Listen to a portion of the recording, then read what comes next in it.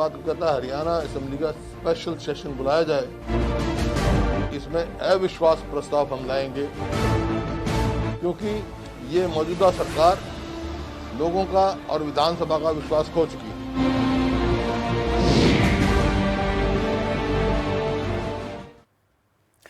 नमस्कार, आप देख रहे हैं खबर फास्ट और बड़ा मुद्दा के साथ मैं हूं कायनात अंसारी। पिछले 10 दिन से दिल्ली की सीमाओं पर चल रहा किसान आंदोलन पूरे उफान पर है। आंदोलन का तूफान जैसे जैसे बढ़ रहा है, सियासतदानों को अपना फायदा होता नजर आ रहा है। किसान अपनी मांगों को पूरा करने का मुतालबा कर रहे हैं तो किसानों की मांग को पूरा करने की आड़ में राजनीति अपना काम कर रही है। हरियाणा में सरकार के खिलाफ विपक्ष राजनीतिक स्टंट करने में जुट गया है। कहता हरियाणा असेंबली का स्पेशल सेशन बुलाया जाए। इसमें अविश्वास प्रस्ताव हम लाएंगे क्योंकि ये मौजूदा सरकार लोगों का और विधानसभा का विश्वास खो चुकी है।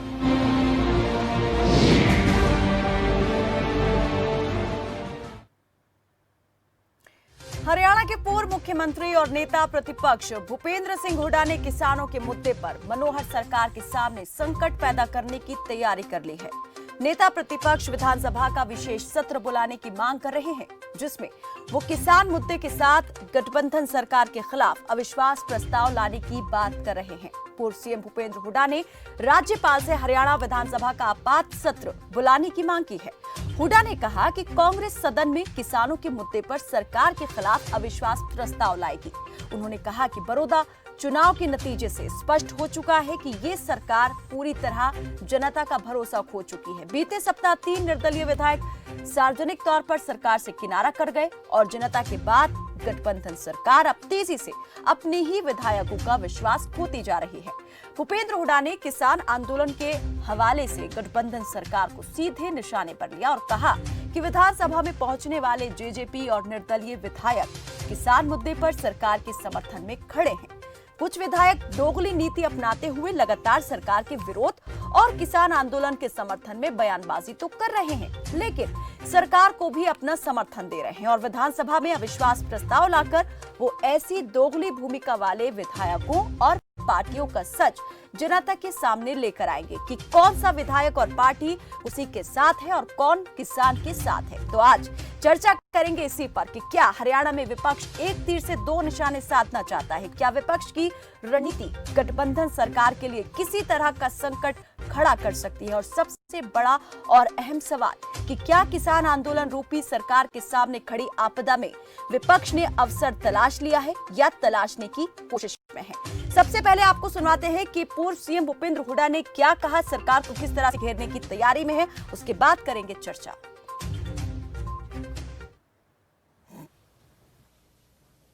हमारे पूरा विधायक दल इस बात को कहता है हरियाणा असेंबली का स्पेशल सेशन बुलाया जाए, जो फार्मर्स की जो प्रॉब्लम को डिस्कस किया जाए, और उसमें केवल एपीएमसी की वो तो दे दी हमने, और इसमें अविश्वास प्रस्ताव हम लाएंगे। ये मौजूदा सरकार लोगों का और विधानसभा का विश्वास खो चुकी है और अविश्वास से पता लग जाएगा। अब 2 विधायक तो समर्थन वापस कर चुके इंडिपेंडेंट, 4-5 विधायक ऐसे हैं जेजेपी के जो बयान खिलाफ दे चुके और इसके समर्थन में दे चुके। तो इस वास्ते ये पता लग जाएगा कि कौन जो है डुप्लीकेट वो बात कर रहा है, समर्थन भी जारी रख रहे हैं और इधर बयान भी दे रहे हैं कि तुरंत जो है यहाँ पर स्पेशल सेशन बुला के और हम नो कॉन्फिडेंस लाना चाहते हैं। सरकार विश्वास खो चुकी है।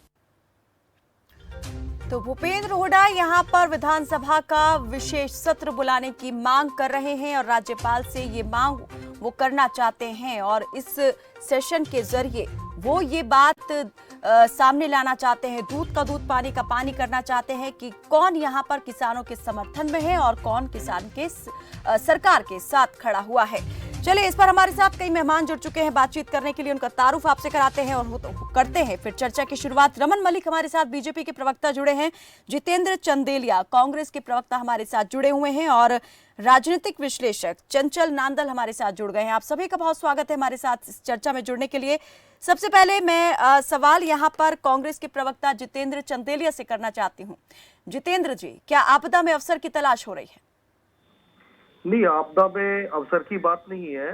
किसान की आवाज को मजबूती से कांग्रेस पार्टी उठा रही है पहले दिन से।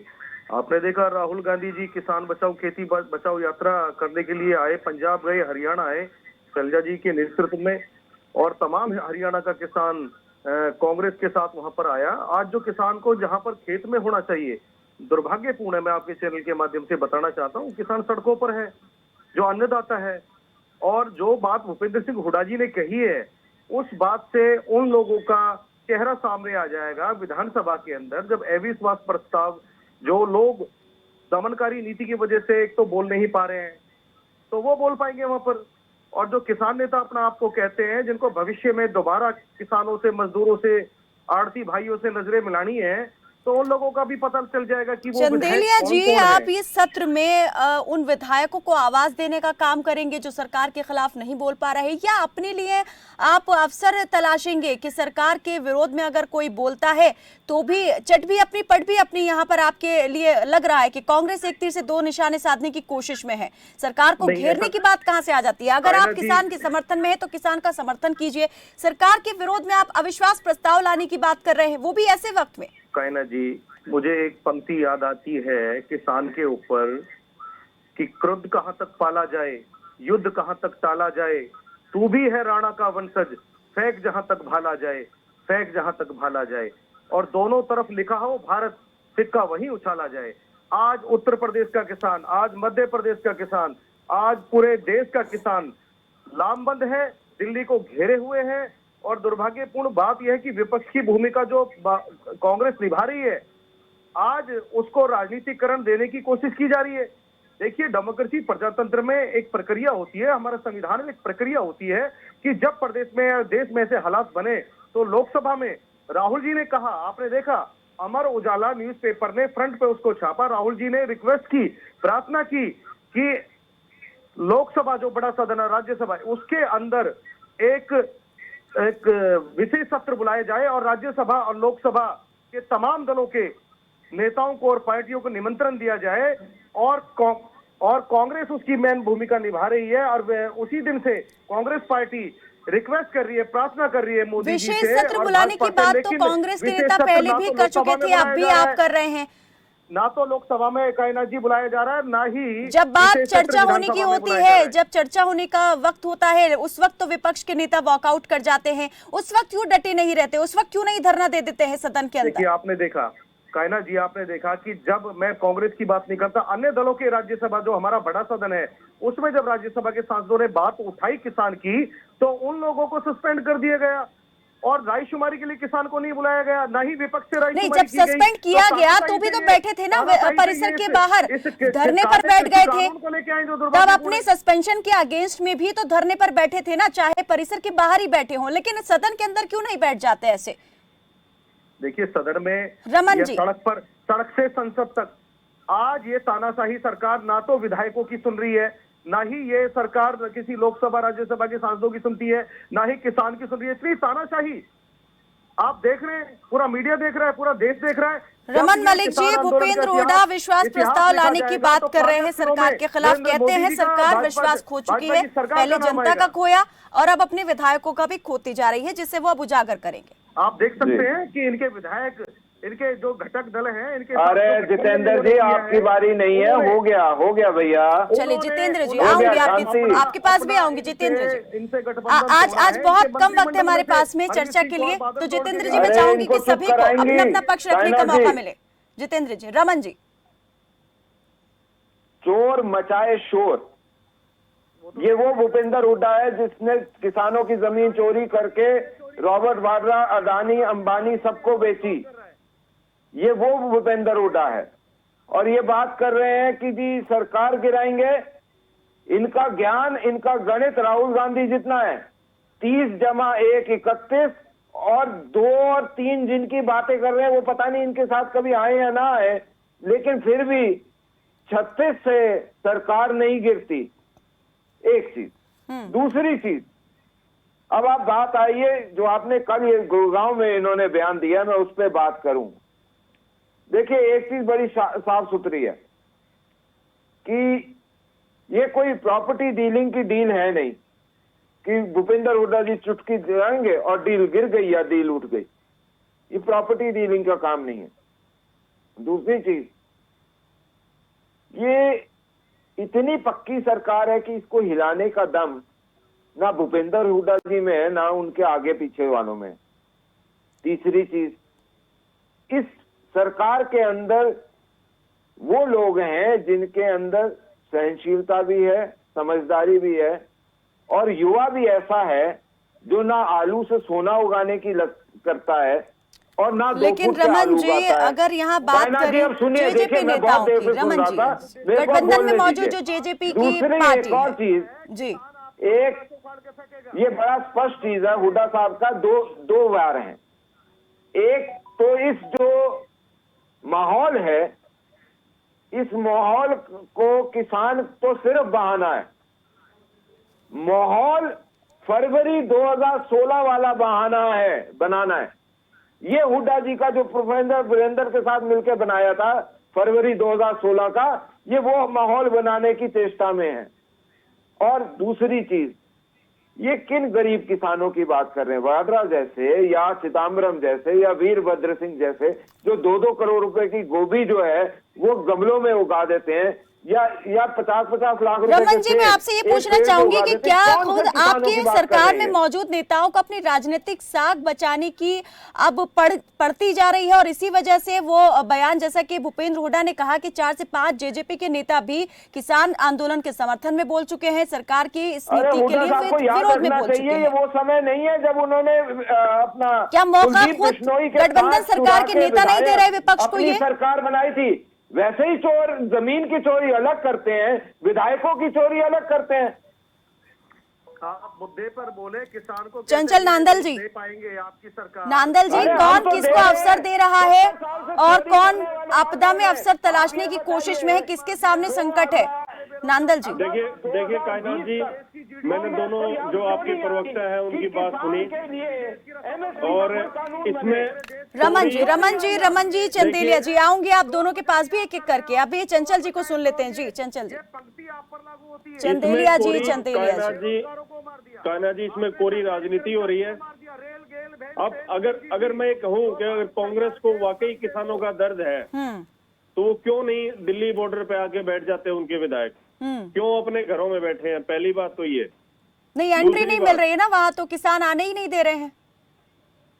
नहीं आने दे रहे हैं तो अलग से अपना धरना प्रदर्शन कहीं भी कर सकते हैं, अपने हलकों में कर सकते हैं। वहां तो किसान नहीं मना कर रहे।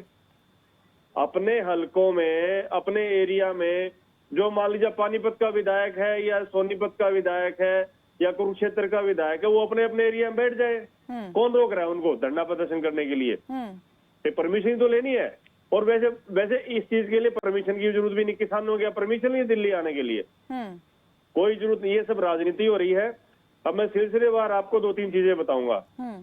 आप देखिए, किसानों का ध्यान तो किसी भी पार्टी ने इस हिंदुस्तान में जब से आजाद हुआ है आज तक नहीं दिया, जबकि 70% जो पॉपुलेशन है वो किसानी पर डिपेंडेंट है। उसके अलावा जो अब ये जो कानून बनाया है ये घोर अंधेरगर्दी है, और इसके खिलाफ आम आदमी को भी उठ के खड़ा हो जाना चाहिए। पूछे कान्हा जी क्यों?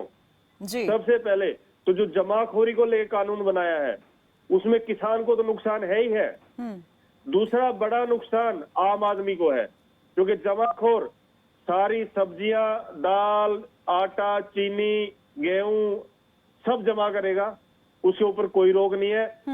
सिर्फ उस टाइम पे रोक लगेगी उस वक्त पे जब कोई युद्ध हो, आपदा हो या अन्य कोई चीज हो। गलत, ठीक है। आपके ये कानून बना रखा है, आप पढ़ लीजिए। आप कानून पढ़ के नहीं आए, कानून आपकी सरकार ने कानून बनाया है, आप कानून पढ़ के नहीं आए, आप कानून पढ़ के आइए। उसके बाद क्या होगा कि ये आम आदमी के ऊपर सीधा इफेक्ट पड़ेगा।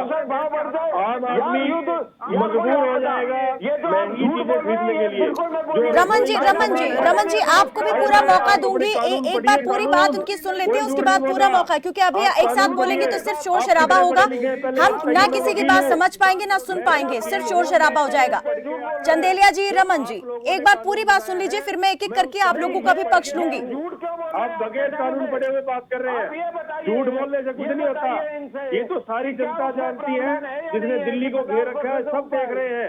क्यों सरकार आज मजबूर हो रही है? चलिए, कानूनों को लेकर हम पहले ही बहुत बात कर चुके हैं, कृषि कानूनों को लेकर, लेकिन बात ये हो रही है, नांदल जी मैं आपसे ये जानना चाह रही हूँ, ठीक है सरकार भी लगातार समझाने की कोशिश इस मामले में कर रही है जो आंदोलनरत किसान हैं, लेकिन किसान किसी भी तरीके से ये बात पर यकीन करने के लिए तैयार नहीं है, जो उनकी मांग है वो चाहते हैं वो पूरी कर दे तो यकीन हो भी जाएगा। लेकिन क्या यहाँ पर सरकार ने ये कानून लाके सेल्फ गोल कर लिया है और अब उसकी वजह से जो उसकी दूसरे राज्यों में सरकारें हैं उन पर भी संकट मंडरा रहा है? देखिए, बिल्कुल मैं कह रहा हूँ कि जो कृषि कानून है, जब 70% पॉपुलेशन इस भारत की किसानी पे डिपेंडेंट है और किसानों के लिए हुआ कुछ नहीं, इस कानून को आप पढ़ के देख लीजिए, कहीं भी किसान के लिए कोई बात कर रखी हो। आप, मैं वकील हूँ, मैं पहले कानून पढ़ के आया हूँ, ऐसे झूठ नहीं बोल रहा, मैं कानून पढ़ के आया हूँ, उसके बाद मैं सारी बातें कर रहा हूँ आपसे। और जो ये जितनी पॉलिटिकल पार्टियां हैं, चाहे कांग्रेस है चाहे भारतीय जनता पार्टी है, सब ये ड्रामा कर रही है। आप लाइए, अविश्वास प्रस्ताव लाने से क्या होगा? आप धरना प्रदर्शन करके अपने एरिया में बैठिए, अपने एरिया में बैठिए। जब किसान मजबूत होगा, विपक्ष का काम इस टाइम पे आप अविश्वास प्रस्ताव लाना चाहते हैं, क्या होगा उससे? कोई अविश्वास प्रस्ताव जितेंद्र चंदेलिया जी, अविश्वास प्रस्ताव से कुछ भी नहीं होने वाला। ये सब एक ढकोसला ड्रामा किया जा रहा है किसानों के खिलाफ। तो बताओ ना, साइनाथ जी, वकील हो ना साहब, आप बताओ। चलिए चंदेलिया जी मैं आऊंगी आपके पास। रमन जी कुछ पूछना चाह रहे हैं, उनकी बात ले लेते हैं। कि वेरिएशन अगर आती है भाव में साइनाथ जी, तो वो आऊंगी चंदेलिया जी, एक बार आती हूँ आपके पास। जो है वो एपीएमसी के चले हुए रेटों से, सरकारी मंडी के चले हुए रेटों से होगा। ये लिखा हुआ या नहीं लिखा हुआ? ये पॉइंट नंबर 8 में लिखा या नहीं लिखा कि जमीन के ऊपर कोई करार नहीं करा जा सकेगा, चाहे वो उसकी किराए पे हो या उसको गिरवी रखना हो या उसकी खरीद हो या उसका स्थानांतरण हो, जमीन के ऊपर कोई करार नहीं होगा। ये लिखे हुए या नहीं लिखे हुए पॉइंट आप बताइए, आपने पढ़ा है तो। किसान जाएगा कहाँ पे? एसडीएम की कोर्ट में, जो सरकार एसडीएम की कोर्ट में सिर्फ इसलिए दिया गया है कि एसडीएम की कोर्ट 30 दिन के अंदर निर्णय करेगी, अगर उससे संतुष्ट नहीं हो तो आप दूसरी अदालत में जा सकते हो। अदालत में ना जाने का राइट कोई नहीं होता, अदालत में जाने का राइट। चलिए, इन कृषि कानूनों को लेकर क्या सच्चाई है और कितना इसमें भ्रम है उसको लेकर बातचीत तो हो ही रही है सरकार की तरफ से किसान संगठनों के साथ, लेकिन आज हम यहाँ जिस मुद्दे पर बात कर रहे हैं, चंदेलिया जी, रमन जी, चंचल जी, हम आज ये जानने की कोशिश कर रहे हैं कि किस तरीके से यहाँ पर राजनीतिक जो पार्टियां हैं वो इस मसले को अपने लिए भुनाने की कोशिश कर रही हैं। क्या वाकई इस तरह की कोई कवायद शुरू कर दी गई है विपक्ष की ओर से भी कि राजनीतिक फायदा कैसे उठाया जाए, ना हल्दी लगे ना फिटकरी लेकिन रंग भी आए चौखा? जितेंद्र चंदेलिया जी, अभी चंचल जी ने कहा, मैं आऊंगी चंचल जी, आऊंगी आपके पास। कायनाथ जी, मैं आपको बताना चाहता हूँ, ये डरे हुए हैं, किसान से डरे हुए हैं। ये किसान से पहले दिन से इन्होंने छलावा किया है, क्योंकि 900 पेजों के इस काले कानून में जो किसान को मारने वाला है, किसान वो किसान नहीं है, किसान का बच्चा आईएएस भी, आईपीएस भी है, जुडिशरी में भी है, वो समझ चुका है किसान। और आज कांग्रेस, चाहे हुड्डा साहब है, चाहे माननीय हमारी अध्यक्ष कुमारी शैलजा जी है, चाहे माननीय राहुल जी है, कांग्रेस पूरी विपक्ष की भूमिका में है। आज ये इनमें दम है भारतीय जनता पार्टी नहीं, अभी चंचल जी ने कहा आप अविश्वास प्रस्ताव लाने की बात कर रहे हैं, उससे क्या हो जाएगा? ये विशेष सत्र बुलाइए, ये विशेष सत्र बुलाइए। नहीं, मैं भी ये जानना चाहती हूँ, आप अविश्वास प्रस्ताव लाएंगे उसमें क्या हो जाएगा? क्या उससे क्या साबित कर देंगे आप? अविश्वास प्रस्ताव लेकर आएंगे, उससे क्या आपकी मंशा पूरी होगी? देश को और किसानों को खासकर ये पता लगेगा, जो किसान के नाम से, मासूम किसान से जो वोट लेते हैं। आपने देखा नहीं कि डबल इंजन की जो सरकार है, किसान को छलने का काम किया जसपा ने। जो तो इनडायरेक्टली आप अपने वोट बैंक की ही तैयारी कर रहे हैं ना भविष्य में भी? क्या आप दिखा देंगे कि देखिए भाई ये वो लोग हैं जो बात करते हैं आपके साथ खड़े होने की, लेकिन सरकार के साथ खड़े हैं? नहीं दिया, गठबंधन से इनकी सरकार बनी, गठबंधन से इनकी सरकार। चंचल जी कुछ कहना चाह रहे हैं? चंचल नंदन जी, जी चंचल जी। सत्ता नहीं दी, गठबंधन की सरकार आज जो जुल्म और जाति किसान पे कर रही है वो दुर्भाग्यपूर्ण है। आज के वक्त की जो जरूरत है सत्र इनको बुलाना चाहिए। मुद्दा किसानों का है, समस्या उनकी है, बात उस पर होनी चाहिए। कैसे सरकार सुलझा सकती है उसको? मैं ये कहता हूँ क्यों नहीं विपक्ष के नेता अपने हल्के कलोई में जाके धरने पे बैठ जाते? उनको कौन रोकेगा किसानों के पक्ष में? मान लीजिए किसानों ने मना कर दिया कि भाई आप हमारे साथ बॉर्डर पे मत आइए, अपने हल्के में क्यों नहीं बैठते हो? किसान बचाओ यात्रा चंडीगढ़ में क्यों नहीं बैठते हो? पिछले 10 दिन से किसान बॉर्डर पर डटे हुए हैं, क्या पहुंचे वहां पे राहुल गांधी? नहीं बैठते हो? विधानसभा के बाहर क्यों नहीं बैठ जाते? सर बुलाने से क्या होगा? ये तो सत्ता का लालच है, सत्ता का लालच है। वो चाहते हैं कहीं ना कहीं को डिस्टर्बेंस हो तो सत्ता में आ जाए, लेकिन किसानों के लिए कहेंगे क्या? किसानों को रमन जी, जितेंद्र जी, सवाल कांग्रेस की भी मंशा पर खड़े हो रहे हैं। अभी जैसे चंचल जी कह रहे हैं कि अपने लिए वो देख रहे हैं कि अवसर तलाश रहे हैं कि अगर कुछ भी यहाँ पर ऊंच नीच होती है तो फौरन यहाँ पर आप अल्पमत में होने की बात साबित कर दें सरकार के।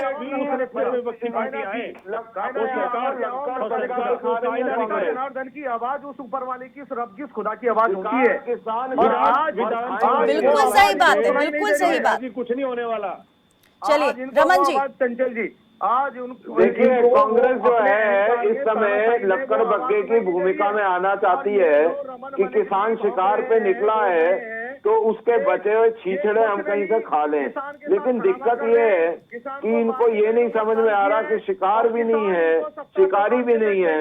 ये जो जुपिटर की वेलोसिटी है उससे ये लक्कड़ बग्गे बनने जा रहे हैं। चलिए रमन जी, अंतिम प्रतिक्रिया आपसे लेना चाहूंगी मैं। रमन जी क्या लग रहा है इस मुद्दे पर? किसान तो विरोध में खड़ा हुआ है, अब विपक्ष को भी एक बड़ा अवसर मिल गया है, सरकार को घेरने का विपक्ष के लिए भी एक बड़ा अवसर है ये। क्या कहेंगे इस पर? अगर सरकार जल्द हल नहीं निकालती है तो मुश्किलें और खड़ी हो जाएंगी, संकट और बढ़ेगा। देखिए सरकार किसान के लिए है। सरकार हर जगह किसान को गले लगाने के लिए हर जगह शीश निभा के चल रही है, लेकिन कुछ प्रायोजित आयोजित जो लोग हैं वो इसके अंदर खलल डाल रहे हैं, वो इसके अंदर खालिस्तान का तड़का लगाते हैं, वो इसके अंदर 3 कानून वापस लो वरना बात नहीं करेंगे। अगर आपने चीज का समाधान निकालना है तो क्या हठधर्मी से होगा? हठधर्मी से चलिए, हठधर्मी से तो नहीं होगा, लेकिन ये तय करना भी बेहद जरूरी है कि हठधर्मी कौन दिखा रहा है। बहुत शुक्रिया आप सभी मेहमानों का हमारे साथ इस चर्चा में जुड़ने के लिए। तो आपदा में अवसर की तलाश शुरू हो चुकी है। विपक्ष के रूप में कांग्रेस के नेता किसान आंदोलन को लेकर सरकार पर हमला बोलने के लिए हरियाणा में एक्टिव मोड में है। हरियाणा में बड़ौदा उपचुनाव में मिली जीत के बाद ही विपक्षी नेताओं ने यह साफ किया था कि इस जीत की गूंज चंडीगढ़ में बड़े परिवर्तन के रूप में सुनाई देगी।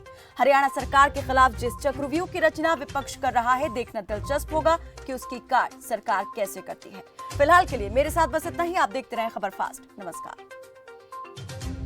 इस बात की कहता हरियाणा असेंबली का स्पेशल सेशन बुलाया जाए, इसमें अविश्वास प्रस्ताव हम लाएंगे, क्योंकि ये मौजूदा सरकार लोगों का और विधानसभा का विश्वास खो चुकी है।